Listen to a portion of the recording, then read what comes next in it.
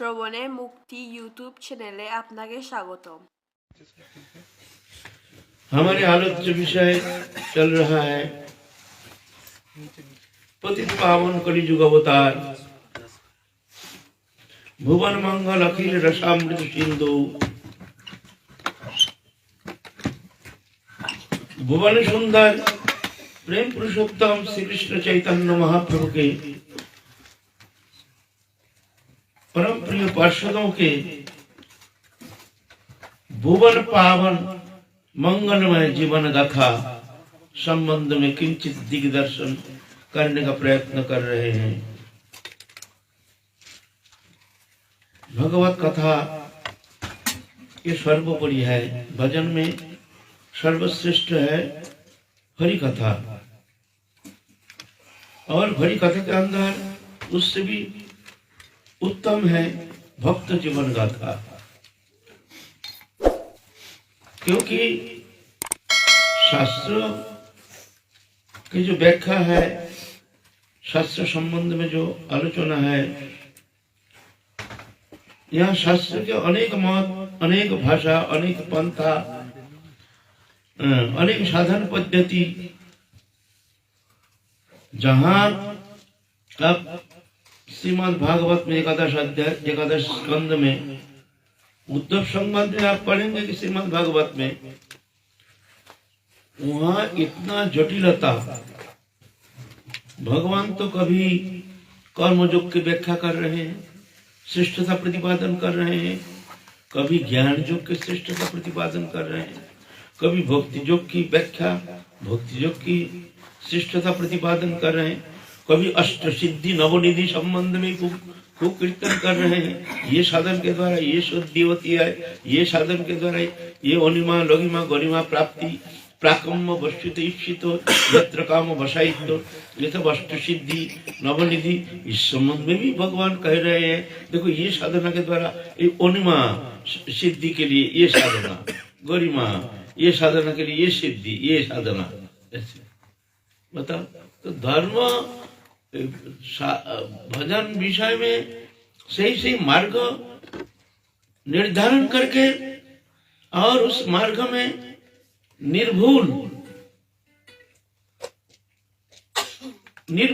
मार्ग अवलंबन करके हमको भगवत प्राप्ति करना, ये तो असंभव बात है।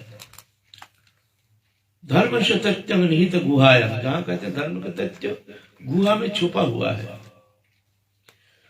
जहाँ भगवान श्रीमद् भागवत का पुराण का एक श्लोक, उसका सनातन गोस्वामी के पास 61 प्रकार व्याख्या करके सुना, 61 प्रकार एक श्लोक का व्याख्या आत्मनामस्य मुनय निगृहता प्रक्रमे कुर्वन्तो हि किं भक्ति इत्थम्बुत गुणोरि। ये श्लोक का भगवान सनातन गोस्वामी जब काशीपुरी में जब गए महाप्रभु के सानिध्य में, तब तत्व विषय में समस्त विषय उनको पूर्ण रूप से उनको समस्त ज्ञान परिपूर्ण करके कृपा शक्ति संचार करके उनको विदित करके परिपक्व दशा प्राप्त करा करके भगवान आप प्रसन्न कर दिए हैं सनातन गोस्वामी को। आप सनातन गोस्वामी प्रश्न कर रहे हैं, प्रभु आत्माराम श्लोक का आपने 18 प्रकार व्याख्या किए थे, उसका व्याख्या सुनाइए थोड़ा सा, हमको पता नहीं कैसे श्लोक 18 प्रकार कैसे व्याख्या हो सकता है। तो कहने का मतलब है ये धर्म, इसका कौन निरूपण करेगा जो क्या सत्य है, क्या ठीक है, कौन सा मार्ग ठीक है। इसलिए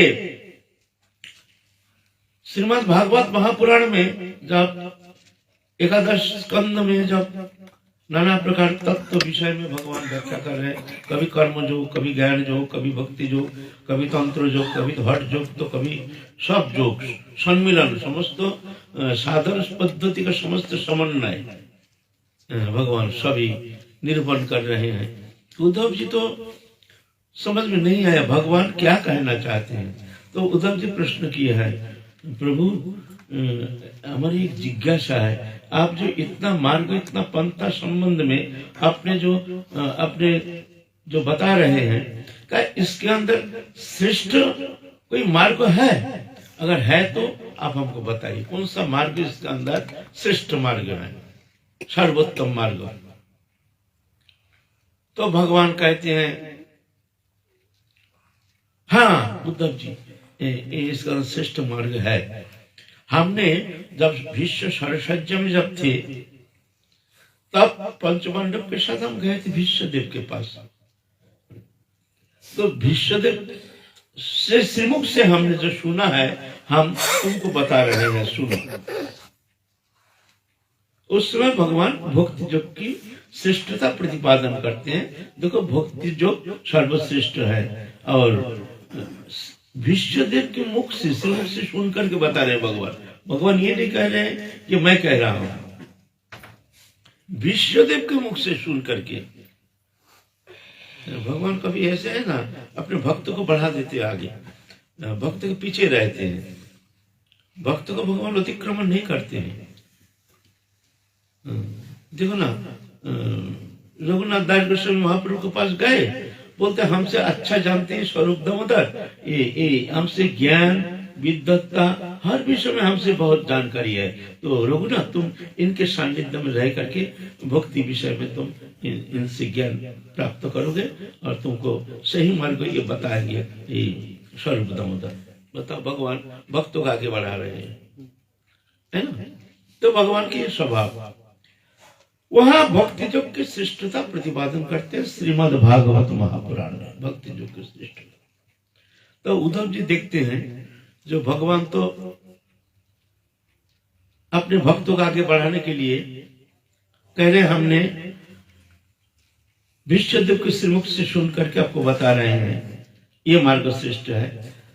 तो उद्धव जी चाहते हैं कि भगवान अपने मुख से तो बता दें कि ये मार्ग श्रेष्ठ है, तो जगत जीव जानेंगे जो भगवान की अभिप्रेत ये साधन पद्धति है।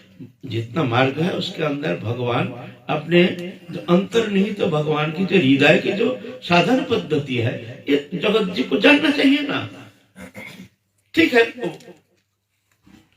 उद्धव जी कहते हैं, फिर आपके विश्वदेव कहते हैं और भी भक्त कहते हैं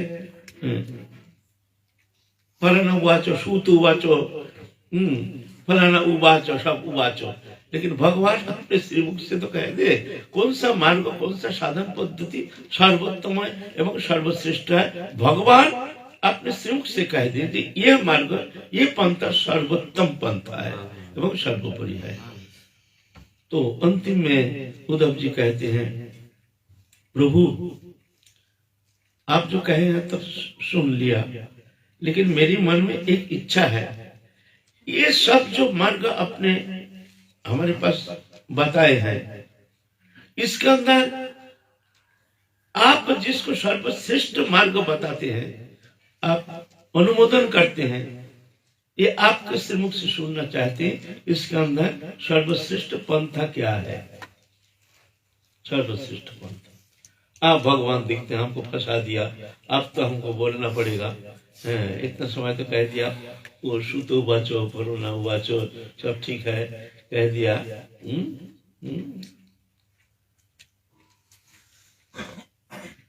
तो भगवान कहते उस समय कहते सुनो उद्धव जी, अगर तुम मेरे जो मत है ये अगर तुम सुनना चाहते हो तो सुनो।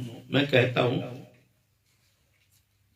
अहम ही सर्वकल्पना सदृशी न मतो ममो मद्भाव सर्वभूतिषु कायमन वाक्य वृत्ति भी, ये मेरे मत है।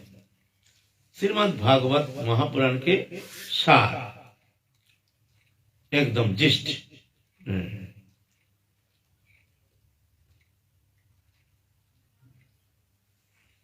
अहं ही सर्वकल्पना सदृचिनो मतो ममो मद्भाव सर्वभूतिषु कायमन वाक्य वृत्ति भी, मैं सबके अंदर हूं।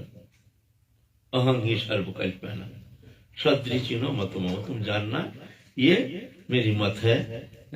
मद्भाव सर्वभूतिषु काय मन वाक्य वृत्ति, मेरी जो ये भाव माने मैं सब में हूँ, ये भाव तुम हर समय सब में आरोप करना कि इनमें भगवान है, इनमें भगवान है, इनमें भगवान है। कोई कीटाणु से लेकर के प्राणी मात्र ही जिनमें प्राण क्रिया जिनमें है वो सब भगवत सत्ता है। ऐसे जान करके काय मन वचन से तुम ये भाव को आरोप करना जो सब में मैं हूँ, सब में प्रभु है, जान करके सबके प्रति आदर बुद्धि, सबके प्रति सम्मान, ये भगवान कहते ये मेरी मत है, बस ये तुम जान लो।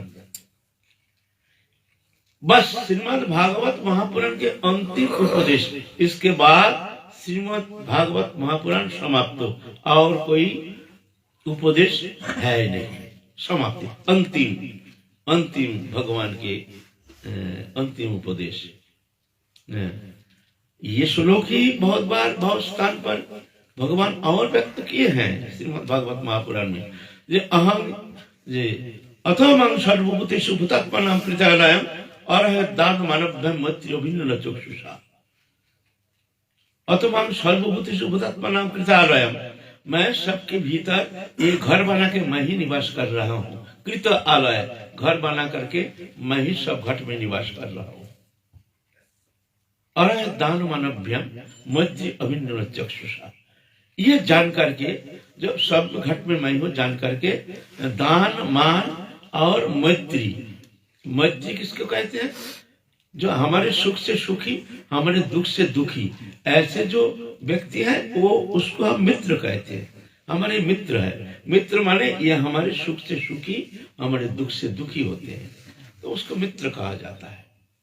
तो भगवान कहते हैं ऐसा ही सब जीव में सुख से सुखी, दुख से दुखी, अभिन्न चक्षुषा, माने सब में मैं हूँ, अभिन्न में, ये भेद नहीं मानना ये अलग है ये अलग है, सब में मैं हूँ, अभिन्न माने कोई इसमें नहीं, ये घट में भगवान ज्यादा है, इस घट में भगवान कम है, ऐसा नहीं, सब मैं ही हूँ, सब घट में मैं ही निवास कर रहा हूँ, अभिन्न चक्षुषा।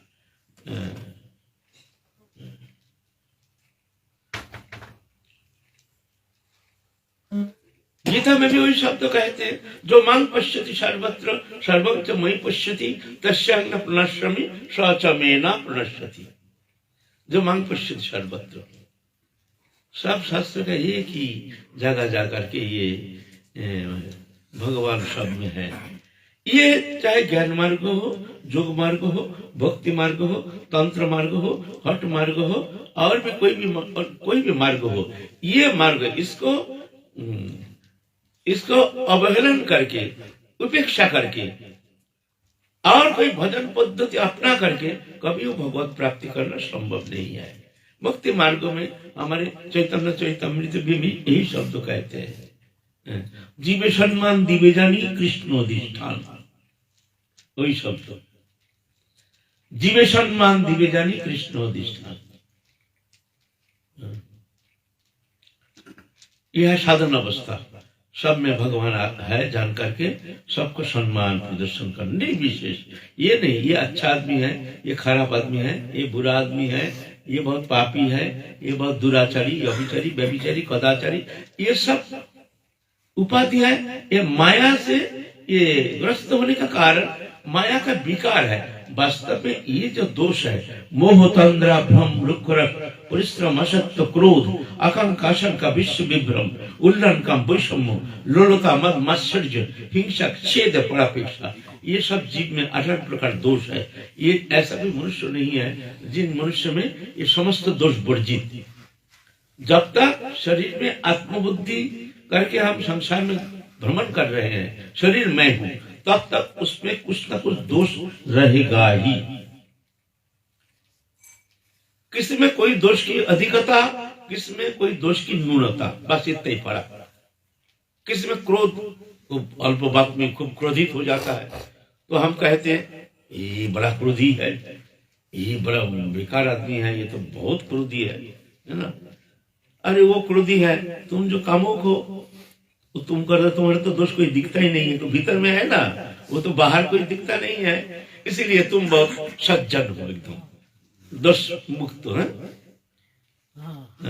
तो किसी में लोभी है, बोलते बहुत लोभी है, बोले तुम्हारे अंदर मोह भरा हुआ है, ये कौन देखेगा? तुम्हारे अंदर जो मोह भरा हुआ है, मिथ्या वस्तु में चित्त का दृढ़ आवेश, ये मोह है। तो ऐसा ही है, हम लोग दोषी उसको ठहरते हैं जब उसका दोष हमारे सामने आ जाता है। जब तक उसका दोष हमारे सामने नहीं आता है तब तक जाकर के हम उसको अच्छा ठहरते हैं, ये बहुत अच्छा आदमी है, हम ही अच्छा आदमी है आपके सामने। कल एक ऐसे कुछ क्रिया बाहर में आ जाए, चारों ओर बदनाम हो जाएगा, अरे ये तो बेकार है, ये बेकार। हम लोग सोचे हैं बहुत अच्छे हैं, लेकिन ये तो क्यों, अब देख लिया। तो वास्तव में प्रत्येक मनुष्य के भीतर ही कुछ ना कुछ दोष है एवं रहेगा। ये दोष से मुक्त होना कदापि संभव नहीं है। फर्क इतना है, जो ज्ञानी जन है, जो भगवत भक्त है, जो उपासना करते हैं, जो भगवत शरणागत होकर के भगवत प्राप्ति ही जीवन का एकमात्र उद्देश्य लेकर हरिभजन करते हैं, वो अपने दोष को देख करके उस दोष को बाहर निकलने नहीं देते हैं। उस दोष को धीरे धीरे वो सहन कर लेते हैं। जैसे बाहर में हमारी प्रवृत्ति है, हमारे खाने का बहुत इच्छा है, लेकिन मन को समझा बुझा करके हम निवृत्ति हो जाते हैं, ना खाना ठीक नहीं है, ये खाने से नुकसान है, हमारे लिए बहुत नुकसान के कारण है। तो मन को समझाते हैं, ये मन ऐसे इच्छा नहीं करना। दुखी भी हो जाते हैं, साधक बहुत दुखी भी हो जाते हैं, अपने मन को समझा नहीं पाते हैं। मन ऐसे ना समझ जाए, बहुत कोशिश करके भी, बहुत समझा बुझा करके भी मन ऐसे दुर्बार मनोवृत्ति, जो सब ज्ञान रहते हुए भी, सब विवेक विचार रहते हुए भी, सब एक अदृश्य शक्ति मन जैसे उस विषय में आकर्षित होकर के कभी कभी हमारे चित्त को विक्षेप पैदा कर देता है, कभी कभी हमारे वो कंट्रोल करने का, हमारे जो संयमन करने का बाहर हो जाता है, कभी कभी विवश करके हमको उस कर्म करने में प्रवृत्त कर देता है। फिर साधक रोता है, बड़े जम के रोता है, हाय हाय हमने क्या किया, हाँ हाँ हमसे बड़ा भूल हो गया, हम भजन करने आए हैं, आज हमारे द्वारा ऐसे गलत कर्म हो गया, हमने ऐसे कर लिया, रोते हैं। तो फर्क इतना है साधारण मनुष्य में और साधक में। साधक अपने विवेक के द्वारा अपनी प्रवृत्ति को, इसको संयमन करने का वो कोशिश करते हैं, काया मन वचन से अपने अंतकरण वृत्ति को, अपने जो इंद्रिय प्राबल्य, जो भोग वृत्ति हमारे भीतर विद्यमान है, जो अवैध भोग वासना हमारे भीतर विद्यमान है, जो समाज जीवन में स्वीकृति नहीं है, ऐसे हमारी स्पृहा हमारे भीतर विद्यमान है, ऐसे विवेक ऐसा नहीं, ये नहीं समझना जो साधक ये भजन करते हैं इनके भीतर एकदम धुला हुआ तुलसी पत्ता है, इनके भीतर कोई प्रवृत्ति है नहीं। स्वप्न में भी ऐसा नहीं समझना। और साधन करने से तो माया तो और जबरदस्त धक्का मारते, माया तो जानते हैं इसको, ये जब माया से छुटकारा पाना चाहते हैं तो माया चाहते हैं जो इसको किस तरह से फंसाया जाए, इसको किस तरह से बंधन दशा प्राप्त करा करके हम संसार चक्र में ले जाएं। क्यों बोले क्यों ना, अनंत काल ये हमारे सानिध्य में रह करके हमको ही सब जान करके हमसे सब कुछ मांगते थे, ये चाहिए वो चाहिए, ये वस्तु चाहिए वो वस्तु चाहिए, भोग वृत्ति निवृत्ति के लिए ये चाहिए वो चाहिए। और आज भगवत शरणागत होकर के अब क्या कहते, हमको नहीं चाहिए, हमको ये नहीं चाहिए, हमको वो नहीं चाहिए। अब हमको उपेक्षा करके भगवत प्राप्ति करना चाहता है, तो माया कहते मैं देख लेती हूँ, तू कैसे हमको छोड़ करके तू कैसे जा सकता है। तो माया और प्रबल होकर साधक के भीतर बाहर जिस वस्तु पर साधक का दुर्बलता है, माया जानती है जी इस वस्तु पर उसका दुर्बलता है, तो वही वस्तु लेकर के सामने हाजिर हो जाएंगे। वही वस्तु जहां जहां दुर्बलता है वही वस्तु इतना सहज है, माया अतिक्रमण करके वो भव सागर पार लगा करके भगवत सानिध्य प्राप्त करेंगे। लेकिन हम जैसे नालायक साधु, हम जैसे वो क्या करते हैं, दूसरे का थोड़ा सा दोष देख लिया, बस एकदम मुंह मोड़ लिया एकदम, अरे ये तो गंदा है, ये तो इनका मुंह ही दिखना है नहीं, ये तो गिरा हुआ है, ये तो ये है, ऐसा है तैसा है।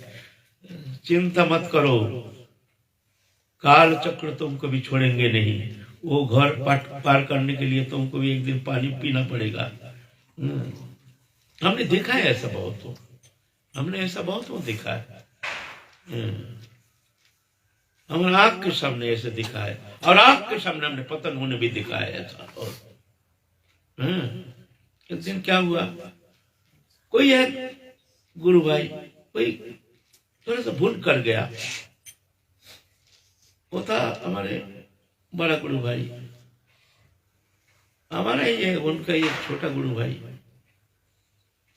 बड़ा क्रोधित होकर के ऐसा तारण किया, ये तुमको ऐसा, गुरु भाई को तो ऐसा करना चाहिए, ऐसा करना चाहिए, ऐसे। तभी हमारा मन में ऐसे आवाज आ गया, जो ये तो पतन, इसका तो पतन होगा ही, और वास्तविक को पतन भी हो भी गया। तो हमने देखा है क्या पतन हो, वो भी संसार चला गया, और क्या, एकदम हाथ मुंह धो करके संसार चला गया। ऐसे तीव्र भजन, जो भजन करके एक बार पत्थर बंद करके कुंड में कूद गया, जो जीवन विसर्जन करेंगे, राधारानी की प्राप्ति हुई नहीं, इस जीवन रख के क्या करेंगे, इतना व्याकुलता सब,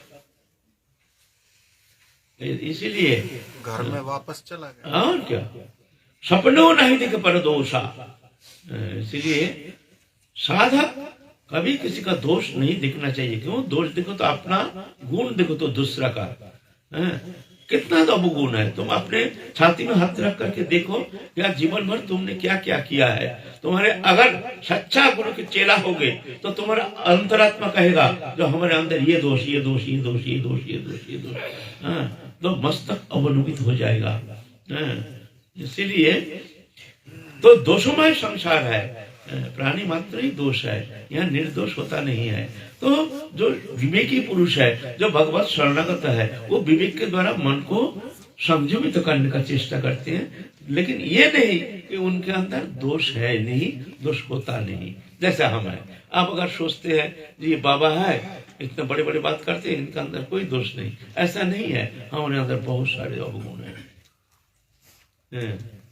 ऐसा नहीं। लेकिन क्या होता है, फर्क इतना होता है, जो विवेकी जन वो अपने विवेक के द्वारा अपने को संयमित करने का कोशिश करते हैं। तो हम दूर से देखते हैं अच्छे हैं, बड़े संयमी है, क्रोध आया, बड़ा भारी क्रोध आया, लेकिन विवेक के द्वारा नहीं, क्रोध प्रकाश करने से लोग क्या कहेंगे, और साधु है हम, हमको तो क्रोधित होना नहीं चाहिए, लेकिन मन में इतना भयंकर क्रोध आ गया जो अभी उसको खा जाऊं। लेकिन विवेक के द्वारा मन को समझ, अच्छा भैया ठीक है, हमसे गलती हो गया। तो आप क्या देखते हैं, अरे बाबा को ऐसा बोला, ऐसा बोला, और बाबा देखो हाथ जोड़ करके अपना दोष स्वीकार कर रहे हैं, इनके अंदर क्रोध है ही नहीं, है ही नहीं ना, वो आपने को संयमित कर लिया, इतना फर्क है नहीं। ये संपूर्ण दोष मुक्त तभी होता है जब जाकर के वो भगवत प्रेम सान्निध्य प्राप्त करता है, माने साक्षात भगवत दर्शन करके जब उसका जड़ चेतन ग्रंथि खुल जाता है, मुक्त हो जाता है, तभी जाकर के वो संपूर्ण निर्दोष होता है। क्यों, आत्मा सर्वथा निर्दोष, इसलिए अपना स्वरूप में स्थित होने के कारण उस स्थिति में तभी जाके वो निर्दोष होता है, नहीं तो भगवत प्राप्ति के प्राक मुहूर्त तक निर्दोष होना संभव नहीं है, निर्दोष होना संभव नहीं है। पतन कभी भी हो सकता है। भरत राजा देखो ना, चक्रवर्ती राजा सब छोड़ छाड़ के जंगल चले गए, एकांत में तीव्र भजन करते थे, तीव्र भजन, और अश्रुकंप पुलक्षेत वैवर्णम आदि अष्ट सात्विक विकार से विकारित होते थे। कितना सुंदर उच्च स्थिति। जैसे हमारी साधन पद्धति में श्रद्धा, साधु संग, भजन क्रिया, अनर्थ निवृत्ति, निष्ठा, रुचि, आसक्ति, भाव, प्रेम, ये सब स्टेज है। भाव दशा में पहुंच गए हैं। भाव दशा माने बहुत ऊंची स्थिति, जहां भावदश का लक्षण क्या है? खांति अव्रत कालतम विरक्ति मन शून्यता अशाबत कस्मोत्कंठा नाम गणेश सदारुचि आसक्ति स्तद गुणाक्षणे प्रतिस्तद वसति स्तरे। ये 8 गुण उनमें देखने में आता है, स्वाभाविक ही। ऐसे स्थिति में पहुंच गए हैं, फिर भी देखो एक हरिण शावक के मुंह में पड़ करके उनका भजन चौपाट हो गया, और अंतिम समय मोह के कारण इतना तीव्र मोह हो गया वो हरिण शिशु के ऊपर, जो हरिण शिशु वो वियोग होने का कारण बस प्रहलाद बीमार पड़ गया, प्रहलाद बकना शुरू हो गया। हे चंद्रमा, तूने हमारे हरिण को ले गया, तेरे भीतर वो स्पॉट काला जो दिखता है वो हमारे हरिण शावक तूने चुरा लिया है। ऐसे मरते सो हरिण चिंता करते करते फिर हरिण जन्म ले लिया। क्या कहोगे? क्या गारंटी है? कौन सा गारंटी दे रहे हो? तुम बड़े साधक हो, बड़े भजननंदी हो, तुम एकदम निरापद भूमि में पहुंच गए हो, तुम दूसरे के ऊपर उंगली उठाते हो, ये बहुत खराब है, ये बहुत बेकार है, ये ऐसे साधक इनका मुंह नहीं देखना है। इंतजार करो, काल तुमको छोड़ेंगे नहीं, इंतजार करो। ये सबके लिए, ये कोई पर्टिकुलर कोई व्यक्ति के लिए नहीं, मैं अपने लिए कह रहा हूं। मैं जानता हूं अगर हमारे भीतर भी ऐसे भावना कभी आ जाए तो हमको भी भोगना पड़ेगा, भगवान छोड़ेंगे नहीं। इसीलिए सपनों नहीं देखे पर दोषा, ये दोषमय संसार है, आत्मा सर्वथा निर्दोष है। इसलिए भगवान कहते हैं सबके भीतर मैं हूँ। अथमं सर्वभूतेषु भूतात्मनां कृतालयम और है दान मानव मैत्री अभिन्न चक्षुषा। मैं सबके अंदर हूँ, जान करके सबको मैत्री करुणा इत्यादि के द्वारा उनको सबको सत्कार करो, सबको आदर करो। ये है उत्तम भजन पद्धति। ये श्रीमद् भागवत महापुराण कहते हैं, हमारे भक्ति शास्त्र भक्ति धर्म भी ऐसे ही कहते हैं। समझ दो, सिया राम मैं सब जग जानी, ओई रामचरित मानस, चैतन्य चरितमृतु, जीवे सम्मान दिवेदन कृष्ण अधिष्ठान, चैतन्य चरितमृतु। सब एक ही शब्द, एक शब्द की भाषा का अलग अलग प्रयोग, वक्तव्य एक ही है। इसीलिए भजन करना चाहते हैं पहले यहाँ से शुरुआत होना चाहिए। जो सब में प्रभु है, ये सब प्रभु का ही विस्तार। मत्ता परतरंग नैन्यस्ति धनंजय मयि सर्वमिदं प्रोक्तम सूत्र मुनि बनाइवो। हमसे परे और कोई तत्व नहीं है। सब सूत्र जैसे समस्त एक माला के भीतर सूत्र रूप में ग्रथित रहता है, ऐसे समस्त चेतन सत्ता समस्त जीव जगत के भीतर मैं ही ओतप्रोत रूप में मैं ही हूँ। ऐसे जान करके सबको आदर करो, सम्मान करो, किसी का दोष दिखना नहीं। दोष है ये इंद्रिय वृत्ति, ये प्राकृत गुण, आत्मा से संबंधित है नहीं। आत्मा सर्वथा निर्दोष, हम तो आत्मा है ना, इसलिए निर्दोष है। ये विकारित माया से ग्रस्त होने का कारण, ये माया से ग्रस्त होने का कारण, माया से ये अवगुण जो है ये माया का ही प्रकाश है। मोह तंद्रा भ्रम रुक्रस परिश्रम असत्य क्रोध आकांक्षा शंका विश्व विभ्रम उल्लन काम वैषम्य लोलता आदि अवगुण है ना। तो महाप्रभु कृपा करके इस कलियुग में आए हैं, ये जीव चैतन्य सत्ता को जागृत करने के लिए। और वो महाप्रभु के निजी प्रेम धन जो वस्तु कोई युग में भगवान कभी प्रदान नहीं किए हैं, वो क्या है? अनर्पित चौरिंग चिराग, अनर्पित न अर्पित, वो कौन सा वस्तु है ना? उन्नत उज्जवल रसाम सबक्ति श्रियाम। वो उन्नत उज्जवल रस क्या है? वो है राधा कृष्ण जुगल निभृत निकुंज में राधा कृष्ण जुगल माधुरिमा प्रेम रस निर्यास जो है, वो रस सिंधु के सीमा, वो वस्तु प्रदान करने के लिए इस कलियुग में करुणा अवतीर्ण कलो, करुणा करके अवतीर्ण हुए हैं महाप्रभु, वो वस्तु देने के लिए, जो कि साधन के द्वारा वहां पहुंचना, वो वस्तु प्राप्त करना कदापि संभव नहीं है। लेकिन महाप्रभु करुणा पूर्वक करुणा करके अवतीर्ण हुए हैं वो वस्तु प्रदान करने के लिए। वो कौन सा वस्तु ना? भावोल्लासारती, भावोल्लासारती मंजरी भाव उपासना पद्धति, ये महाप्रभु के अनर्पित चौरिंग चिराग, ये महाप्रभु का अवदान।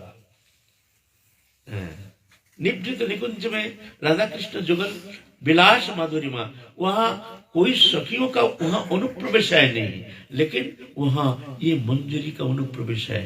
ये मंजरी इसके, इसीलिए ये मंजरी सखियों को कहते हैं नित्य सखी।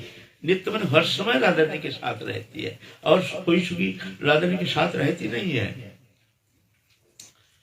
सखी प्रिय नर्म सखी प्राण सखी नित्य सखी, ये जो प्राण सखी आदि है, ललिता विशाखा आदि है, हर समय साथ नहीं रहती है, लेकिन ये जो मंजरी स्वरूप ये हर समय राधा रानी के साथ रहती है। और समस्त सेवा ये स्वरूप ही है, सेवा स्वरूपा, सेवा ही प्राण केंद्र है। राधा रानी के सुख संपादन ही इनके अखिल चेष्टा, इनके अपने सुख प्राप्ति के लिए किंचित मात्र कोई आग्रह नहीं, इनके हार्दिक इच्छा हमारे स्वामिनी को हम किस तरह से प्रसन्न करेंगे, सुख संपादन करेंगे। अखिल इच्छा जो है राधा रानी के सुख संपादन, यह मंजरी भाव उपासना पद्धति। तो महाप्रभु आए हैं अपने पार्षदों को लेकर के, तो उनके पार्षदों के जीवन चरित्र संबंध में हम लोग आलोचना करने के लिए यहाँ आग्रही हैं।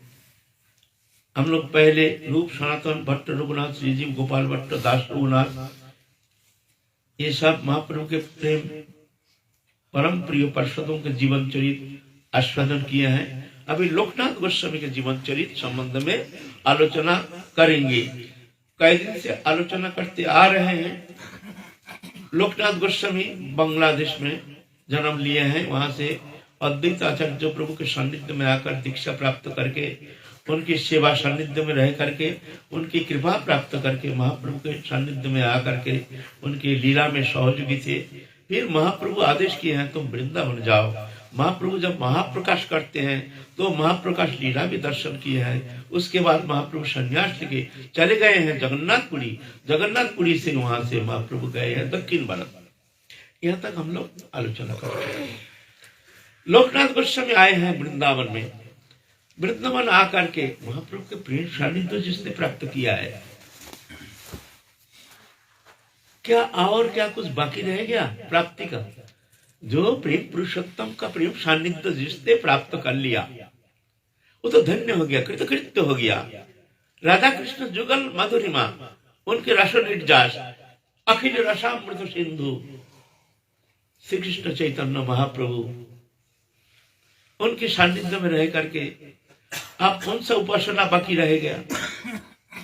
मन नहीं लगता है वृंदावन में आकर के, बस आंख के सामने सिर्फ महाप्रभु की वही श्रीमुख चंद्रमा उद्भाषित होते हैं, हृदय कमल में वही मूर्ति खेलते हैं, वही नेत्र, वही घुंघराले केश, वही तप्त कांचन वरण, वही पीताम्बरधारी, वही बनवाला सभी, तो बस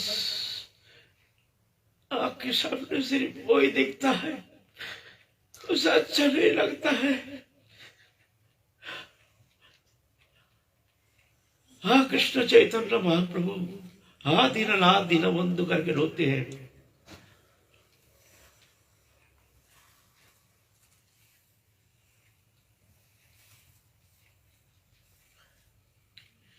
इधर खबर आया जो महाप्रभु गए दक्षिण भारत, मन लगा नहीं, चलो दक्षिण भारत चलो। वृंदावन की दक्षिण भारत साउथ इंडिया इतना दूर है। दक्षिण भारत जा रहे हैं उन्मत्त प्राय, उन्मत्त होके जा रहे हैं। दिन नहीं रात नहीं, खाना नहीं पीना नहीं, कभी खाया कभी नहीं खाया, उन्मत्त दशा। महाप्रभु के सानिध्य जाना है। जो एक बार वो प्रेम की छटा, वो प्रेम पुरुषोत्तम के किंचित मात्र सानिध्य जिसने एक स्वप्न में भी प्राप्त किया है, वो जानते हैं वो महाप्रभु के प्रेम की छटा वो कैसे है। सिर्फ वो ही जान सकता है, नहीं तो ये भाषा के यहाँ अनुप्रवेश है नहीं। जो भाषा के द्वारा इसका वर्णन हो सकता है जो महाप्रभु कैसे हैं। कहाँ वृंदावन, कहाँ दक्षिण भारत, उन्मत्त प्राय चलते चलते चलते चलते श्रीरंगम चले गए। श्रीरंगम जाकर के वेंकट भट्ट है वहां, उनके सानिध्य में गए, सुने वहां महाप्रभु उनके सानिध्य में थे 4 महीना। उनके पुत्र गोपाल भट्ट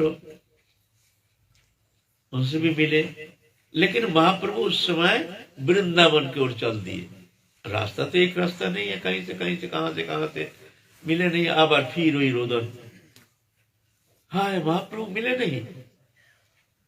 आप फिर भाग रहे वृंदावन की ओर, माने भागते भागते दिन नहीं रात नहीं व्याकुलित चित्तो, हा कृष्ण चैतन्य प्रभु, भागते भागते वृंदावन आना है। वृंदावन माने कहाँ? दक्षिण भारत, कहाँ श्रीरंगम और कहाँ वृंदावन। पैदल जाना है, ऐसा थोड़ी है, गाड़ी है, चले। फिर चलते चलते चलते चलते एक उन्मत्तता, एक व्यग्रता, एक उत्कंठ व्याकुलता और तत्सहित एक प्रेम की शिहरण, जो महाप्रभु मिलेंगे, जरूर मिलेंगे। ऐसे करते करते वृंदावन आए हैं। वृंदावन आके सुनते हैं जब महाप्रभु प्रयाग चले गए वृंदावन होकर के। बोलो क्या दशा, छाती पीट पीट करके रो रहे हैं व्याकुलित होकर के। हमारे क्या दुर्भाग्य, ये जीवन रखना नहीं है, ये तो समाप्त करना है। ये जीवन से हम क्या करेंगे? जो महाप्रभु के प्रति हमारे जो ये लगाव है, लेकिन महाप्रभु नहीं मिलने से हम कैसे प्राण धारण करेंगे? ये तो प्राण धारण करना असंभव बात है। तो सोचे हैं जीवन विसर्जन के क्या करेंगे? चलो प्रयाग चले गए, हम प्रयाग फिर जाएंगे, प्रयाग जाएंगे। अब फिर रवाना हुए प्रयाग जाने के लिए। उस समय एक दिन तंद्रा आवेश में पड़े हैं, साक्षात महाप्रभु आकर के एकदम साक्षात जैसे, लोकनाथ लोकनाथ तुम इतना व्याकुल क्यों हो रहे हो? देखो मैं तो तुम्हारे साथ ही हूँ, तुम ऐसे क्यों भ्रमित हो रहे हो, भाग रहे हो क्यों? देखो ना, तुम्हारे हृदय में मैं विराजमान हूँ। तुम जब चिंतन करोगे अपने हृदय में मैं स्फूर्त हो जाऊंगा, तुम हमको प्राप्त करोगे। तुम चिंतन, देखो मैं हूं, ऐसा कह करके उठा के छाती में भर लिया। और वो पुरुषोत्तम के स्पर्श पा करके उनके हृदय संतप्त हृदय जैसे एकदम शीतलता प्राप्ति हो गई। शीतलता, शांत हो गए, एकदम शांत होकर के एकदम जैसे लीन हो गए महाप्रभु के हृदय कमल में, जैसे विलीन हो गए ऐसे। फिर महाप्रभु कहते हैं तुम विचलित तो मत हो, मैं जो कह रहा हूं मेरा आदेश पालन करो। तुम प्रयाग मत जाओ और वृंदावन में रहो। रह करके तुम हमारी जो निर्दिष्ट, हमारी जो तुम्हारे लिए जो मार्ग हम प्रदर्शन किए, उस मार्ग अवलंबन करके तुम दुप्त चित्त उद्धार करो और भजन करो। यहाँ तुमको बहुत सारे काम करना है, इसलिए तुम ऐसे विचलित मत हो। हमारे अनुसंधान के लिए तुम इससे पुनः पुनः बार बार तुम इस तरह से चेष्टा मत करो। हम मिलेंगे तुमसे, फिर मिलेंगे, हम वृंदावन आएंगे, फिर मिलेंगे। ऐसे कह करके लोकनाथ गोस्वामी तो अचेत होके वहां गिर गए। फिर जब चेतन आए तब देखते हैं तो महाप्रभु तो अंतरित हो गए हैं। फिर महाप्रभु का आदेश पालन के लिए आए हैं जंगल, गहरा जंगल।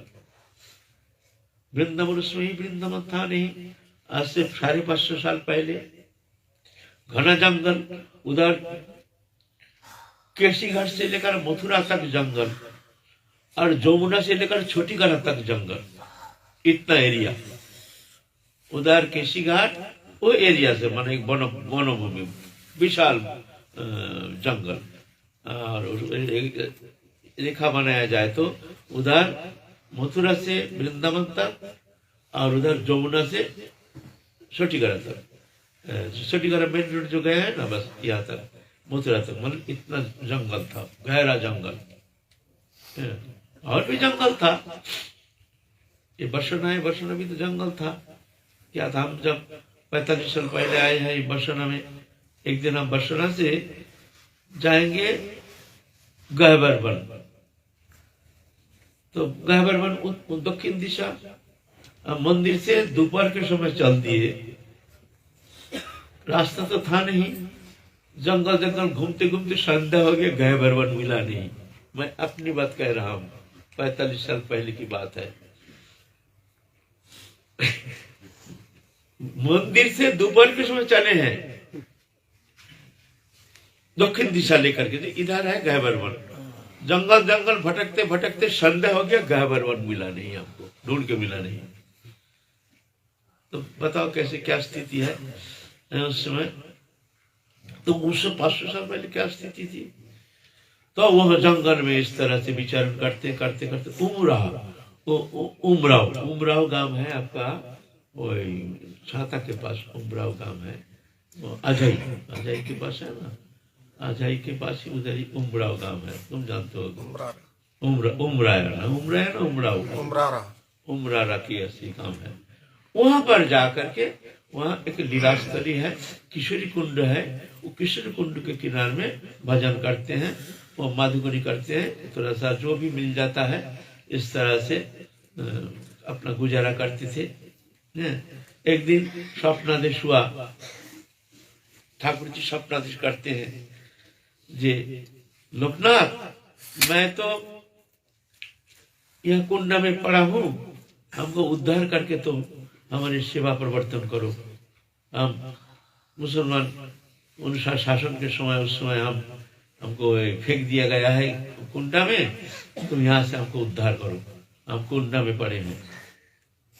तो सत्य है कि मिथ्या है, वो किशोरी कुंड में कूद गए, तो डुबकी लगाए तो जुगल किशोर एकदम ऊपर आ गए, बड़ी सुंदर जुगल किशोर राधा विनोद, अभी भी वृंदावन में विराजमान है वो श्री विग्रह राधा विनोद। तो राधा विनोद विग्रह लेकर आए, लेकिन क्या करेंगे, कोई रहने का जगह नहीं, कोई कोठी काटा है नहीं, अभी का जैसे थोड़ी है। उस समय साधु सब जंगल जंगल में रहते थे, अपने लिए कोई स्थान नहीं। लोग सनातन गोस्वामी जब आए थे कैसे रहते थे, एक वृक्ष तले एक रात्रिवास, एक वृक्ष तले एक रात्रिवास, कबू कादे कबू हासे कबू प्रमानंदे भाषे कबू भिक्षा कबू उपवास, छेरा कथा नेरा बाथा मुखे कृष्ण गुण गाथा परिधाने छेरा बहिर्वास, कबू बा बनेर शाक अल बने करी पाक मुखे दिन दुई एक ग्रास। एक एक वृक्ष तले एक एक वृक्ष के नीचे एक एक रात्रि वास करते थे। कैसे भजन, अभी कैसे थोड़ी, अभी तो देर खा रहे हैं, पी रहे हैं, मस्ती, मकान दुकान लाइट बिजली पंखा सब सुविधा, इतना सुविधा होती हुई भी भजन होता नहीं है। और उस समय सुविधा नहीं थी, भजन क्यों होता था। सुविधा से भजन थोड़ी होता है, सुविधा से आराम होता है, सुविधा से आराम होता है। भजन करने के लिए तो कष्ट सहन करना पड़ेगा ना, जो भी प्राप्त किया है और कष्ट के साथ ही प्राप्त किया है। आराम करके सुख सुख के समस्त उपकरण विद्यमान, ऐसे स्थिति में रह करके भगवत प्राप्ति ऐसा सुनने में आया नहीं है ना। तो लोकनाथ गोस्वामी क्या करते थे, ये एक कपड़ा बांध करके यहाँ उसमें ठाकुर जी रखते थे। तो वही है ठाकुर जी का मंदिर, ठाकुर जी का मंदिर। यहाँ कपड़ा लटका के कपड़ा में ठाकुर जी को बैठ करके भिक्षा करते थे, आते थे, वहीं पर भोग लगाते थे, वहीं पर खाते थे जो भिक्षा वस्तु, फिर वहीं पर जंगल में ही वहाँ कपड़ा बिछा कर हाथ को शायद दे देते, फिर सुबह लटका के फिर चल देते थे यहाँ पर ठाकुर जी को। यहाँ पर ऐसे स्थिति, इस तरह से जंगल में रहते थे। उसके बाद वहां से शायद वृंदावन चले गए, किसी कुंड के वहां भजन करके वृंदावन आए थे, क्योंकि वृंदावन में शरीर रक्षा किए हैं। वहां आके निधु और निकुंज मनु सेवा कुंज के पास वहां रहते थे। उस समय नरोत्तम ठाकुर वो जो श्रीनिवास नरोत्तम श्यामानंद प्रभु इसमें एक आए थे महाप्रभु के पार्षद रूप में, नित्यानंद प्रभु के आवेश अवतार नरोत्तम ठाकुर। बचपन में ही इनका तो बहुत सुंदर दिव्य जीवन कहानी है, कभी आलोचना करेंगे फिर, क्योंकि हमको तो भक्त कथा ही आलोचना करना है, अपने अंतःकरण को पवित्र करना है, उनके पावन जीवन चरित कथा, उनके मंगलमय कथा, ये हमारे जीवन का एकमात्र आश्रय है। इसलिए हमको तो ये कथा आस्वादन करना है, तो आगे करेंगे। वो नरोत्तम ठाकुर आए हैं, आ करके जीव गोस्वामी के सानिध्य में रह करके, उसमें और भी आ गए हैं, रूप गोस्वामी आए हैं, सनातन गोस्वामी आए हैं, और सब गोस्वामी सब आए हैं वृंदावन में।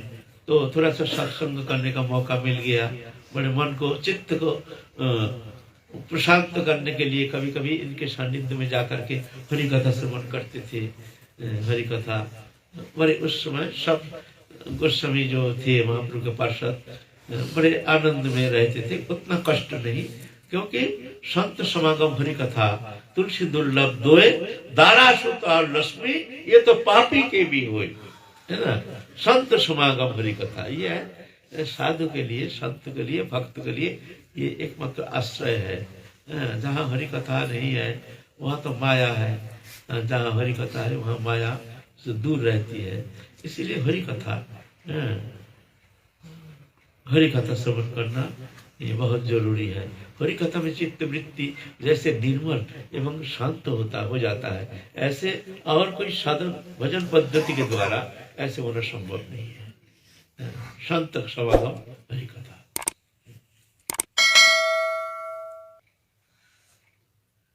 भवापवर्गो भ्रमतां यदा भवेत् जनश्च तरच्च सत्समागम सत्संगम जड़ी ही तदैव सद्गतो परापरशितै जायते रति। ऐसे महापुरुष के सानिध्य में जब मिलता है तो जाकर के भगवान में वो रति रूप बीज प्राप्त होता है। तो हृदय में वो बीज रोपण करके फिर जाके भक्ति कल्पलता खिल जाते हैं। इसलिए महापुरुष के पास महा सानिध्य और हरि कथा, महत्व श्रीमुख से हरि कथा श्रवण करना ये परम मंगलमय और सहज सरल, सहज सुगम सरस उपासना। इसमें उपासना बहुत जल्दी भगवान प्राप्ति करने में सहयोगी है हरि कथा। ऐसे शांत मुख से हरि कथा श्रवण करना। तो उस समय रूप गोस्वामी, सनातन गोस्वामी आदि इनके सानिध्य में रह करके लोकनाथ गोस्वामी बड़े प्रसन्न हो गए हैं, तृप्त हो गए हैं, और जंगल में रहते हैं। वहाँ उमराया से आ गए हैं वृंदावन में, निकुंजवन सेवा कुंज के पास वहाँ रहते हैं। इधर नरोत्तम ठाकुर आ गए हैं तीव्र वैराग्य लेकर के, आकर के अब गुरुकरण करना है। गुरुकरण किसको करेंगे?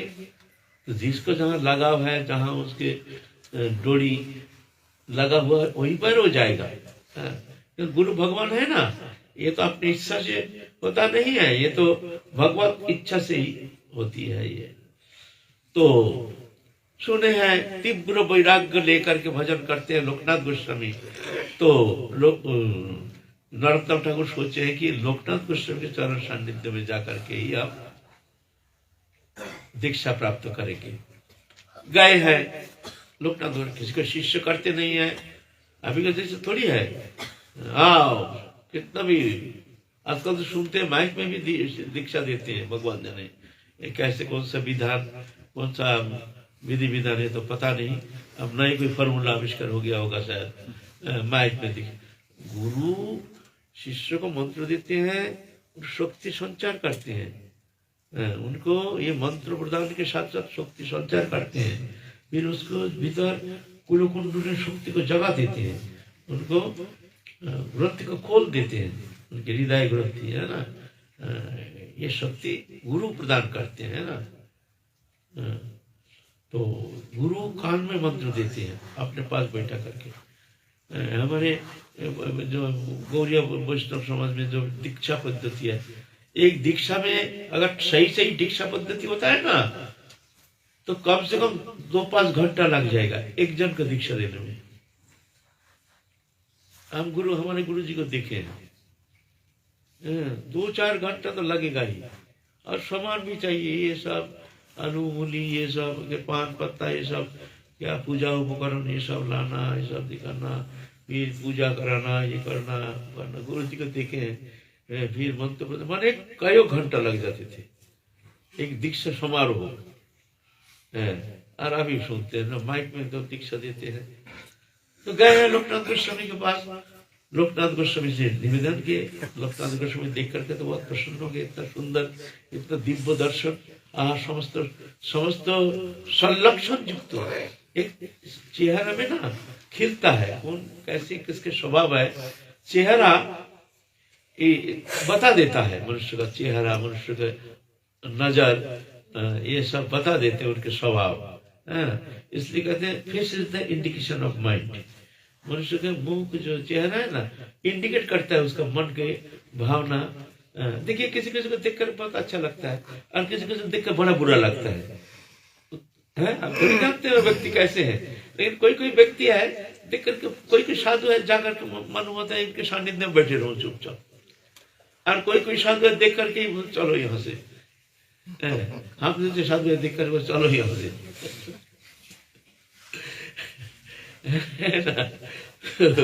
क्यों चेहरे में तो कुछ है नहीं। Face is the indication of mind. तो नरोत्तम ठाकुर के चेहरा देख करके ही लोकनाथ गोस्वामी बड़े प्रसन्न हो गए, लेकिन दीक्षा देंगे नहीं। कहते हैं बेटा हम दीक्षा देते नहीं, तुम यहाँ से जाओ और कहीं से दीक्षा ले लो। दीक्षा लेने में गुरु परीक्षा, शिष्य परीक्षा ऐसे होना चाहिए। पहले शिष्य गुरु को परीक्षा करेंगे, गुरु शिष्य को परीक्षा करेंगे, पहले नाम करेंगे, नाम तो कम से कम 8-10 साल करेंगे, कि 10-12 साल करते करते चित्त शुद्धि होनी चाहिए। चित्त शुद्धि होने के बाद गुरु सानिध्य में जाएंगे, गुरु को परीक्षा करेंगे, गुरु शिष्य को परीक्षा करेंगे, जो हम जो वस्तु देंगे इनमें ये शक्ति है कि नहीं, ये हमारे आचरण करेंगे कि नहीं, ना दो फेरा माला करके ये स्वयं गुरु बन जाएगा, आगे चल के खड़िया पलटन बनाएंगे, कोई गारंटी थोड़ी है। इसलिए ऐसा नहीं, इसलिए गुरु परीक्षा क्या करेंगे, गुरु परीक्षा करेंगे जो ये गुरुदेव हमको संसार सागर से पार करने में समर्थ है कि नहीं, 1 नंबर। 2 नंबर इनके आचरण में कोई गलत कुछ दिखता है कि नहीं, कोई संदेह है कि नहीं तुम्हारे मन में, माने वो काम क्रोध लोभ आदि के दास है कि नहीं, वशीभूत है कि नहीं। इनके आचरण देखना है कि ये भजन सिद्ध है कि नहीं, ये हमको संसार सागर से तारण करने में सामर्थ्य है कि नहीं। अच्छा, फिर इनके प्रति हमारे ईश्वर बुद्धि हम कर सकते हैं कि नहीं, ये दीर्घ समय तक जाकर के ऐसे परीक्षण करना जरूरी है। अगर तुम निस्संदेह हो जाओगे जिस दिन जे ना इनके प्रति हमारे किंचित मात्र अश्रद्धा होने का कोई संभावना नहीं, और इनका ईश्वर बुद्धि कर सकते हैं, और ये महापुरुष जो है ये हमको संसार सागर से पार कराने में समर्थ है, तो जाके दीक्षा प्रार्थना करना चाहिए। ऐसा थोड़ी होता है। आजकल तो किसी ने कह दिया जाओ फलाना बाबा है सिद्ध मूर्ति, जाओ, हम जैसे सिद्ध को बता जाते हैं और रात कान फूक करके जाओ, हो गया सिद्ध हो गया, तुम भी सिद्ध हो गया। तो ऐसा थोड़ी होता है। मैंने गुरु को तो लोकनाथ गोस्वामी के पास जाकर के प्रार्थना किया, लोग बोले हम तो दीक्षा देते नहीं, तुम जाओ यहाँ से और कहीं कान फूक लो, जाओ। रूप गोस्वामी है, सनातन गोस्वामी है, ऐसे बड़े बड़े महाप्रभु के पार्षद है, उनके पास जाओ। लेकिन नरोत्तम ठाकुर का मन लग गया लोकनाथ गोस्वामी के चरण में ही, उनके मन आसक्त हो गया, लग गया। जब दीक्षा लेना है तो इनसे ही लेंगे। बार बार आते हैं और बार बार वही तो बेटा हमारे पीछे मत पड़ो, हम दीक्षा देते नहीं, तो हमारे पीछे मत पड़ो, हमारे पीछा छोड़ो। लेकिन मानने के लिए तैयार नहीं, तो क्या करेंगे। अब गुरुदेव देंगे नहीं दीक्षा, अब दीक्षा हमको लेना है, तो क्या करते हैं। उस समय जो शौच जाते थे ना रात को अंधकार में, ज्यादातर साधु माने रात को 2 बजे 2:30 बजे 3 बजे सब शौच क्रिया करके स्नान करके, ब्रह्म मुहूर्त उत्तम समय है, ब्रह्म मुहूर्त में भजन करने के लिए बैठ जाते हैं। ये साधु के लिए ठीक है। रात के पहला प्रहर में सब कोई जागे, दूसरा प्रहर में भोगी। रात के पहले प्रहर में सब कोई जागे, दूसरा प्रहर में भोगी, तीसरा प्रहर में तस्कर जागे, चौथा प्रहर में जोगी, है ना। तो रात के जो चतुर्थ प्रहर है, प्रहर में 3 घंटे में एक प्रहर होता है। 6 से 9 पहला प्रहर, 9 से 12 दूसरा प्रहर, 12 से 3 तीसरा प्रहर, तीसरा प्रहर में तस्कर जागे, 12 से 3 इसमें सब सो जाता है ना, चोर जागता है इस समय, हैं? और चौथा प्रहर 3 से फिर 6 यह जोगी जोगी जो भजन करेंगे वो जागते हैं, है ना, ऐसे कहे शास्त्र में। तो ब्रह्म मुहूर्त स्नान करते हैं। तो लोकनाथ गोस्वामी जहाँ शौच क्रिया करते थे, नरोत्तम ठाकुर झाड़ू लेकर के वो शौच को साफ करते थे, झाड़ू लगा करके विष्ठा साफ करते थे, साफ करके विष्ठा लेकर के एक गड्ढा करके एक जगह मिट्टी में गाड़ देते थे, साफ सुथरा करते थे। और जहाँ विष्ठा जहाँ परित्याग करते, ऐसे कुछ स्थान होता है जहाँ विष्ठा त्याग करने के लिए शौच क्रिया के लिए जाते हैं। हर जगह थोड़ी जाते हैं कि पर्टिकुलर एक जगह है जहाँ गंदगी है, ऐसे जगह निर्वाचन करके फिर जहाँ जंगल जाते हैं साधु लोग ऐसे ही जगह निर्वाचन करते हैं जहाँ गंदगी है, मैला है, जहाँ सब कोई काम धाम कुछ करते नहीं, ऐसे परित्यक्त भूमि जो है वहां शौच क्रिया करते हैं, ऐसे नियम है ना। तो लोकनाथ गोस्वामी दूसरा दिन जब शौच में जाते हैं देखते हैं भाई साफ सुथरा, भाई अरे काल तो विष्ठा परित्यक्त, आज वहां कुछ है नहीं, विष्ठा का चिन्ह मात्र है नहीं, साफ सुथरा। फिर शौच क्रिया करके आए हैं, फिर जाके दूसरे दिन देखते भाई विष्ठा है नहीं और सुंदर साफ सुथरा। भाई ये क्या बात है, हमारी विष्ठा कौन साफ करता है भाई, कोई साफ तो करता होगा। और सुअर फुअर वो भी साफ कर देता है, लेकिन वो गंदगी इस तरह से झाड़ू लगाने से जो साफ सुथरा है ऐसा तो होना संभव नहीं है, वो तो विष्ठा ही खा जाएगा, लेकिन जंगल मंगल साफ सुथरा तो करेगा नहीं ना। ये एक तो झाड़ू लगा के साफ सुथरा करके रखा है, रोज रोज ऐसे ही दिखते हैं, ऐसे ही। फिर सोचे आज देखेंगे ये कौन कर्म ये कर्म करते हैं। तो एक दिन रात को 2 बजे की 1 बजे मध्य रात्रि में जाकर के चुपचाप बैठे हैं, और 2-2:30 बजे आपका नरोत्तम ठाकुर झाड़ू गए विष्ठा साफ कर रहे हैं। रुक जाओ, खबरदार जाना नहीं। अरे ऐसे चिंता भी नहीं किए जो हमको बाबा पकड़ लेंगे। आके देखते कौन हो तुम, हम तो कहा रात्रि, कौन हो तुम? बाबा मैं आपके दास चरण में पड़ गए। अरे तुम वही तो ना, तुम वही नरोत्तम ना, तुम ये हीन कर्म करते हो, तुमको शर्म नहीं आता है? हमने तुमको कहा है तो तुम हमारी सेवा करो, कुछ करो, हम तुमको दीक्षा देंगे नहीं, फिर भी तुम आकर के इस तरह से हमको इस तरह से तुम विरक्त करते हो। तो रो दिए, फुट फुट करके रोना शुरू कर दिए। प्रभु हम क्या करेंगे, हम तो आपको गुरु रूप में चयन कर लिया, हम तो आपके चरण में मस्तक को बेच दिया, जब बेचा हुआ मस्तक फिर हम लौटा के कहाँ ले जाएंगे? तो इसलिए सोचे हैं मस्तक तो हमने बेच ही दिया है, कुछ नहीं है तो ऐसे ही सेवा करते करते हम शरीर को नष्ट कर देंगे, शरीर को नष्ट कर देंगे। क्या करेंगे, हम मस्तक बेच दिया आपके चरण में, आप दीक्षा दीजिए या मत दीजिए, हम तो लौट के जाएंगे नहीं। तो उनको सब कुछ देख करके और व्याकुलता देख करके और चेहरा तो सुंदर देख करके तो मन में तो रेखापात तो कर ही गया है जी, इतना सेवा, ऐसी सेवा भाव। तो जाकर के अच्छा बेटा जा, तुम हमको, हम हार गया तेरे पास, आज तक हमने हार नहीं माना, आज तक हमने हारा नहीं, लेकिन बेटा तूने हमको आज हरा दिया, हमने हार गया तेरा पास। ऐसे समझ जाए, देखो कैसे गुरु निष्ठा, कैसे सेवा भावना है ना। आजकल तो ऐसा नहीं है, आजकल गुरु निष्ठा कहाँ, ऐसे सुविधावादी सब, सुविधा मिलेगा तो बस ठीक है गुरु ठीक है, सुविधा नहीं मिला तो बेकार गुरु है।